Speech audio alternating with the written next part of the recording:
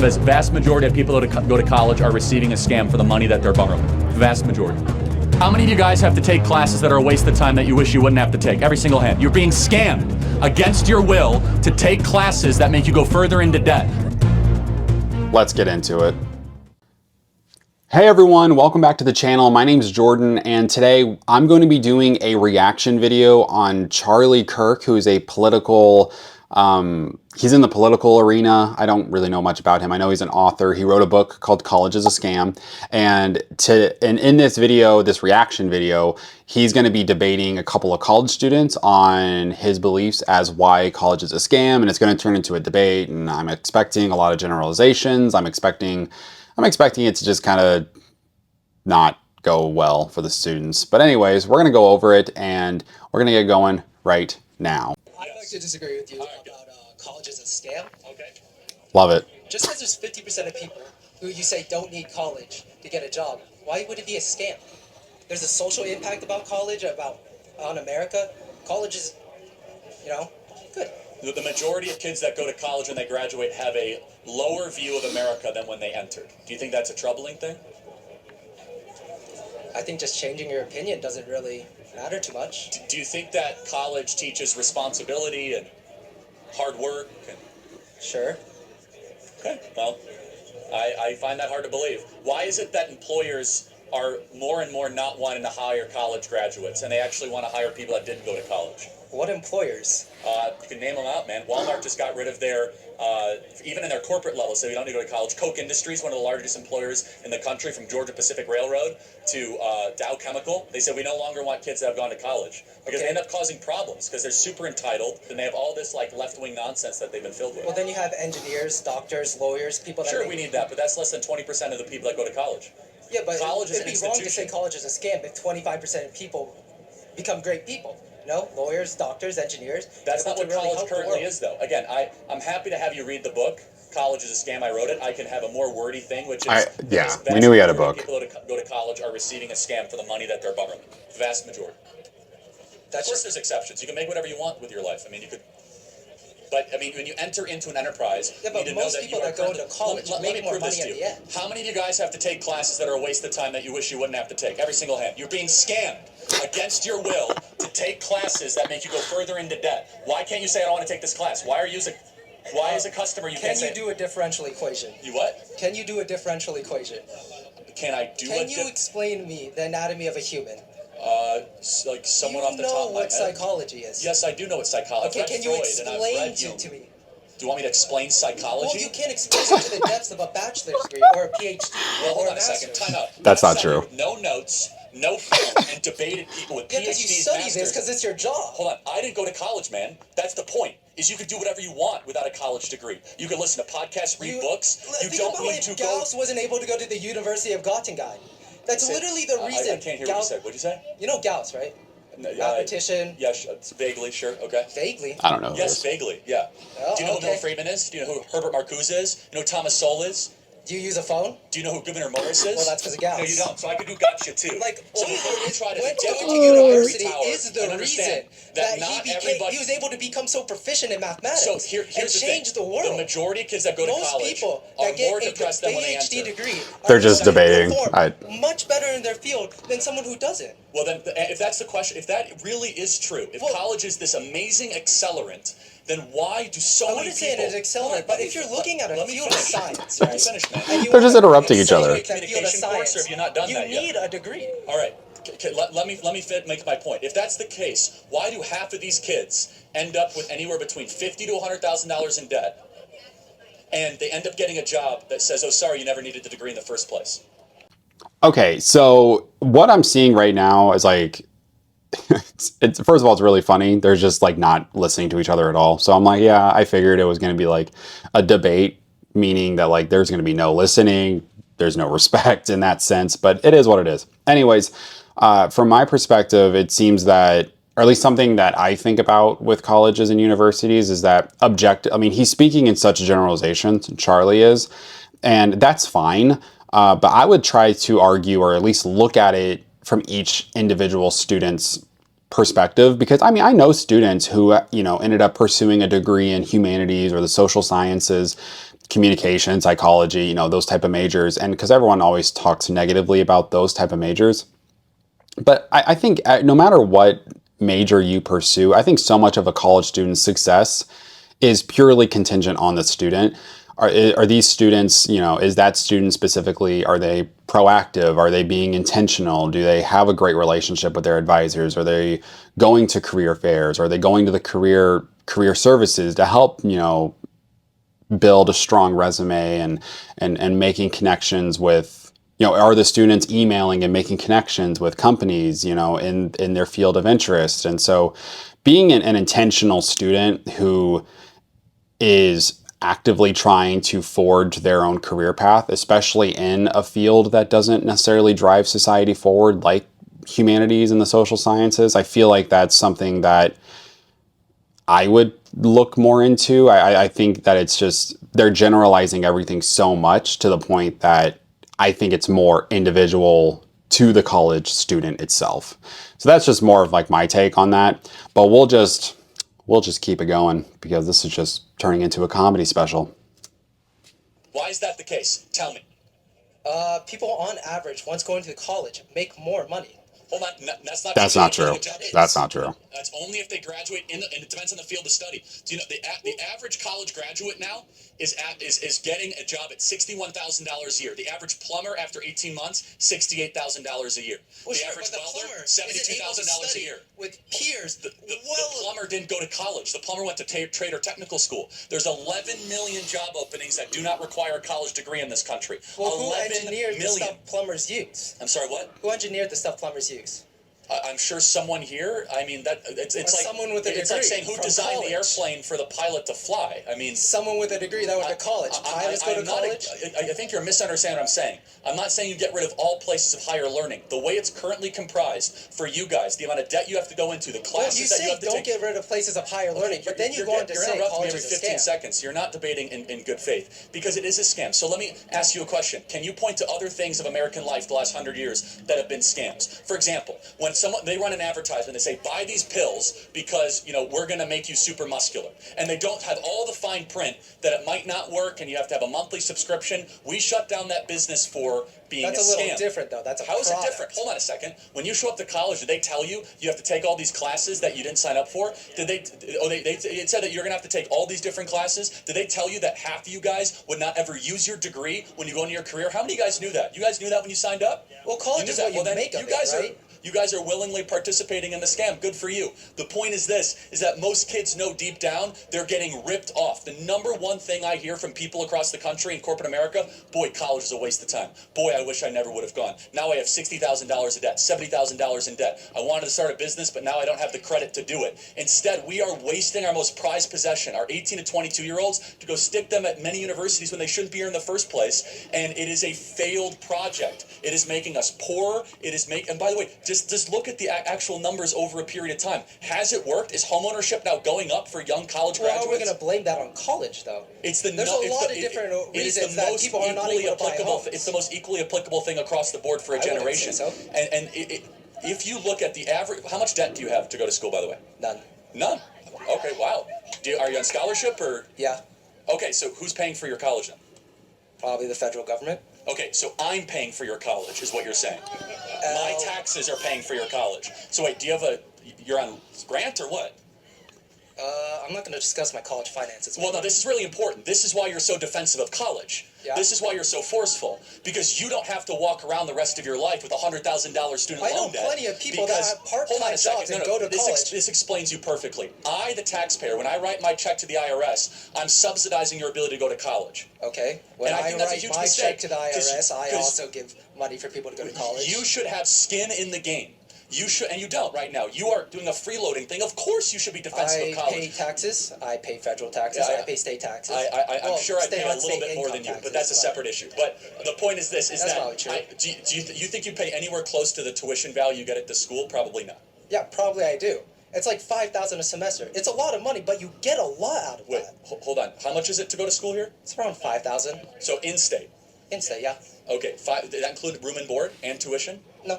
Okay, how much is it? You get a lot out of college if you all of it's around $11,000. actively, if you're proactive, $22,000 right? a year in taxes? No. Okay, got it. So you're in a tax deficit, which means the U.S. taxpayer is subsidizing your education. That's fine. I'm not faulting you for it, but this is why you're so defensive, is you're detached from the price. You're detached from the cost. It's easy to be defensive of something you're not paying for. So, scootering around. All right. Well, first debate is over. And wow, that was wonderful. Yeah,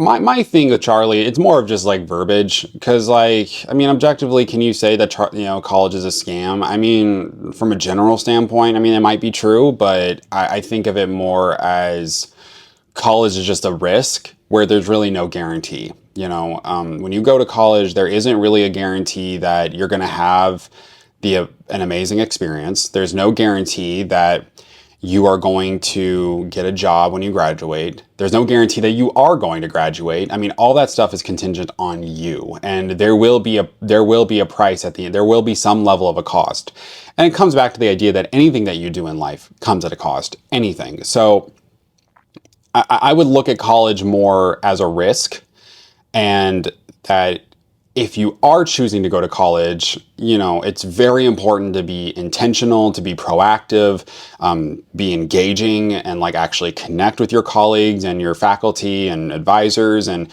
try, other resources and services that are on the campus, to try to put yourself in the best position possible so that when you do graduate, you will hopefully get a job, or you'll at least be able to put your foot in the door towards these companies, and hopefully be able to like land interviews and things like that. But again, none of this stuff is guaranteed. And I think that's what I would articulate from this conversation. And so, but that video in itself is just a huge like back and forth. No one wants to listen. Let me just interrupt 1,000 times. And that's what that felt like. So we'll just move on to the next one.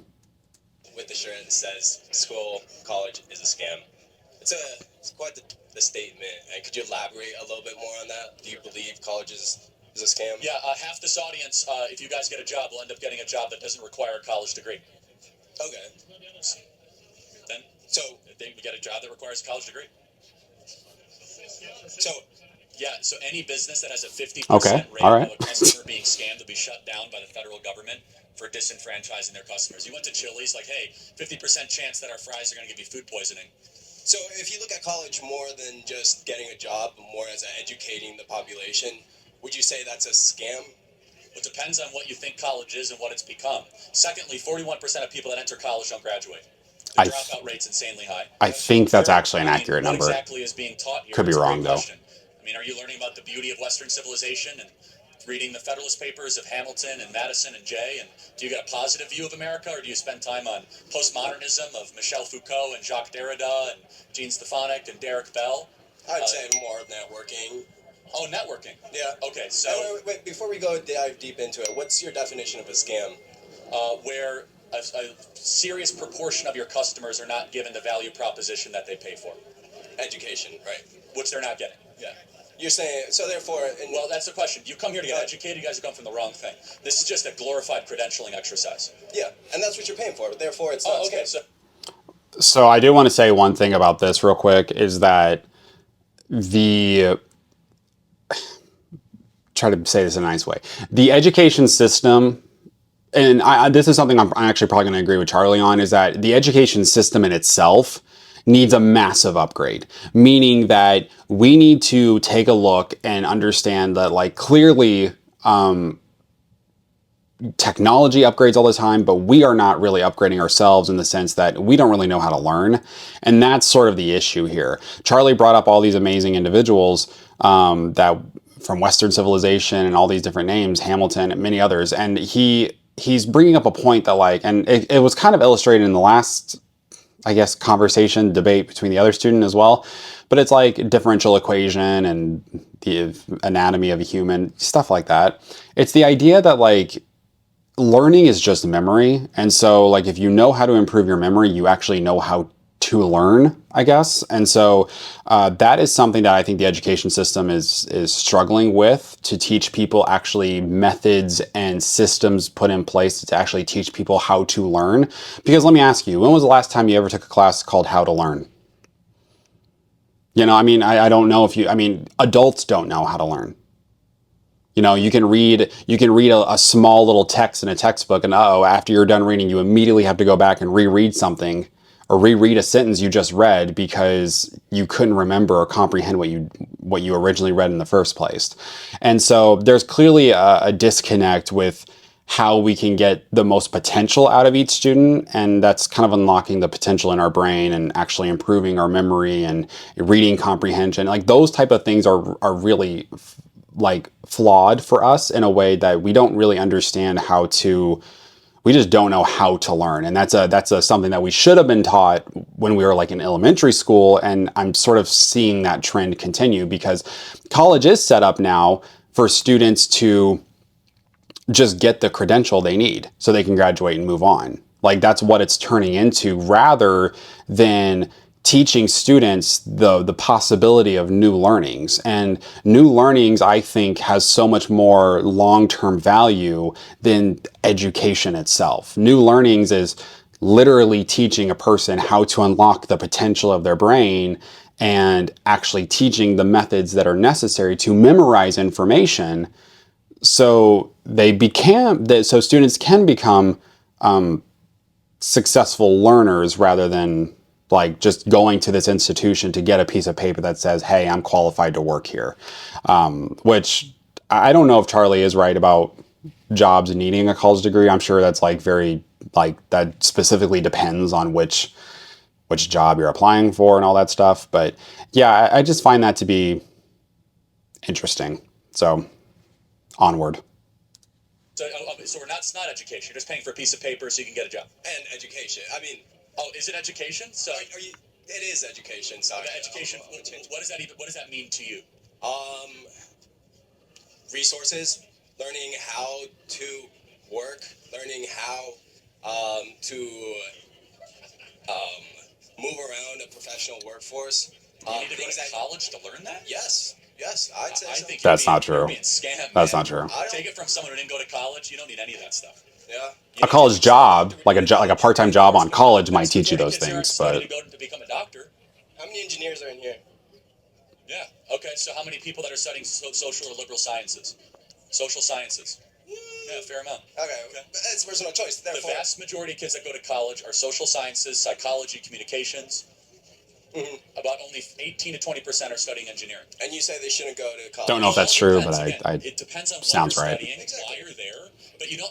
This idea that engineering you need a 4-year degree, you could also just learn to code in 6 months and work for Salesforce and earn $180,000 a year. Yeah, exactly. Yes, it is true. You have to go to college to learn to code? Okay, that's my point. I'm not saying it's easy, you just need to go to college. What does the average plumber make in Scottsdale, Arizona?